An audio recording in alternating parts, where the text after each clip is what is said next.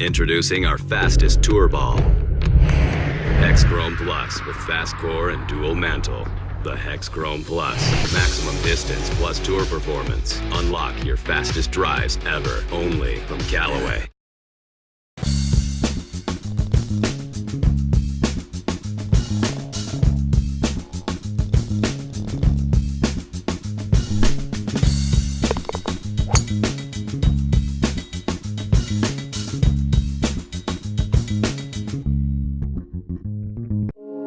Golfing legends. He was known as the Hawk, a calculated marksman with machine-like acumen.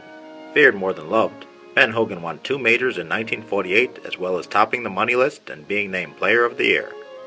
Just 1 year later, a horrible car accident left him in a career-ending predicament. An outpouring of public support dumbfounded Hogan, and he decided he had to play again and win. Just 16 months after his ordeal, Hogan found himself at the 1950 U.S. Open with just 72 holes and 3 days in the way of his destiny. Amazingly, with 7 holes left to play, Hogan had a 3-stroke lead which would soon vanish. On his second shot, at 213 yards from the pin, and knowing that he had to par the final hole, he pulled off his now immortalized butter knife shot. On shaky legs, he swung his trusty 1-iron and the ball landed 40 feet from the hole, in what is considered one of the greatest shots in golf history. He went on to make par and win the 1950 U.S. Open in a playoff victory, surely one of the greatest comebacks in sports history. What an exciting summer of golf action we had! The US Open, though tightly contested, saw Englishman Justin Rose bloom into form and win the 113th outing at Merion for his first ever major victory. Also close in his thoughts was Ben Hogan. He said of his winning shot, "I've seen that Ben Hogan photograph a million times. I just stood on the fairway and thought, this is my moment." Though Phil Mickelson came up short at the US Open, he wouldn't be denied at Muirfield for the Open Championship. Coming off a fresh European Tour win at the Scottish Open, Lefty was firing on all pistons as the smoke cleared. The final leaderboard had him at 3 under for the win. He said, "This was a day I'll remember my entire life. It was one of the best rounds of golf I've ever played." A memorable weekend was had in early August for the men and the women. Tiger Woods notched his 5th win of the season with a win at the WGC Bridgestone Invitational, where he flirted with a round of 59, just missing it, but tying his course record of 61. In a dominant performance, he ended up finishing 7 strokes clear of the field, and he was able to share this special moment with his son for the first time. On the ladies' side, world number 1 Inbee Park had a date with destiny as she went for a record-setting 4th major win of the year at the Ricoh Women's British Open.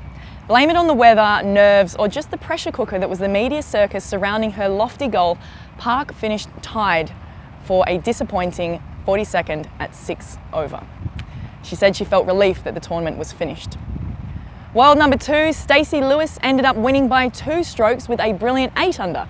The Americans' win put an end to the dominance of major wins by Asian players going back to 2011, when she herself last won the first major at the Kraft Nabisco Championship. The summer of majors wrapped up with the US PGA Championship. Tiger Woods was the favourite after his amazing performance in Ohio, but the major monkeys would continue to ride him for the foreseeable future. He finished tied for 40th at 4 over. The winner was laid-back everyman Jason Duffner, who shot an incredible 63 in his second round. He made it seem like just another day at the office, finishing with 10 under and giving the Oak Hill fans something to talk about. The Solheim Cup saw Team Europe facing Team USA on their home turf. This would mean very little as the EU ladies open up a can of something nasty on their Yank counterparts. With 6 rookies in the team ranks, Team Europe creams Team USA 18-10, the biggest blowout in the history of the tournament. One of the many standouts was 17-year-old English rookie Charlie Hull, who beat Paula Creamer handily and then asked for her autograph. Today I'll be demonstrating how best to read the putting green. Whilst putting technique is relatively easy, in order to become a great putter you need to learn how to read greens and also judge the speed in which to strike your putts.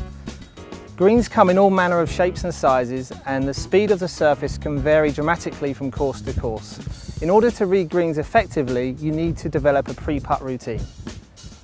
You can get an idea how your ball will react whilst approaching the green.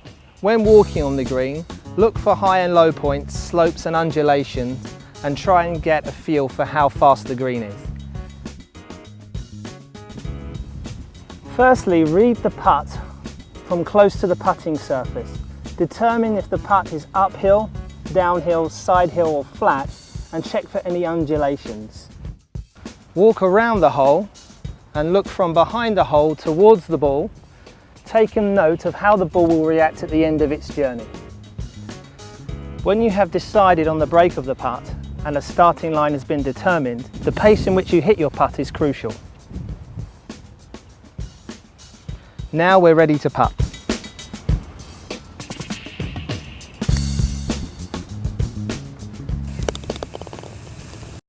And now the exciting conclusion to who wore it best. And the winner is Billy Horschel in the highly anticipated, highly controversial octopus pants by Ralph Lauren. BTW, internet still buzzing. For today's competition, you can win a round of night golf for two at the Abu Dhabi City Golf Club. 2 racks of Callaway Hex Chrome balls and a personalised AGTV branded Callaway golf shirt with your name on it. For your chance to win, log on to AGTV's Facebook page and answer this question. What is the name of the female amateur who has twice won at the CN Canadian Women's Open? Right, so you rocket scientists, get those answers in on the AGTV Facebook page under the designated competition post. Good luck, this is a tough one. The floodlights are on and the temperature has cooled. Let's go play some night golf.